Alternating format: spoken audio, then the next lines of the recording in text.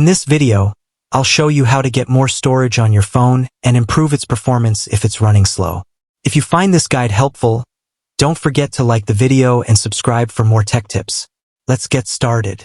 First, try to keep at least 25 gigabytes of internal storage free. When your phone's storage is almost full, it can become slow, apps may take longer to open, and updates may not install properly. Next, check if your phone has a software update available. Open Settings, go to Software Update or search for Update, then install the latest version if one is available. Updates often include performance improvements and bug fixes. If your phone is still lagging after freeing up storage and updating, you may want to factory reset it.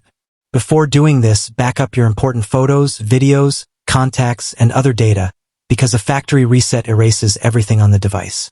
To reset your phone, open Settings, search for Factory Reset or Reset, then follow the on-screen instructions to erase and set up your phone again. After the reset, your phone should feel much smoother, especially if the lag was caused by software issues or too many accumulated files. And that's it.